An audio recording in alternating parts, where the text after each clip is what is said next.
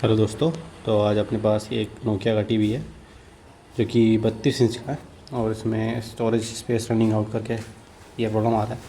और ये कभी कभी ऑन होता है, कभी ऑन नहीं होता।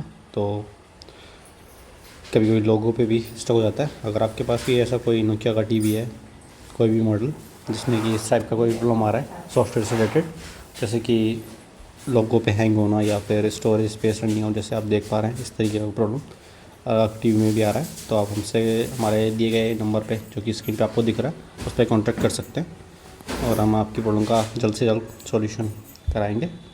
आपको हमारा नंबर नीचे डिस्क्रिप्शन में मिल जाएगा और कमेंट बॉक्स में भी मिल जाएगा, पिन कर देंगे हम उसको। और आपका इस तरीके का प्रॉब्लम है तो आप हमसे कॉन्टैक्ट करिए, हम आपका प्रॉब्लम बिल्कुल प्रायोरिटी बेस पे ठीक कराएंगे।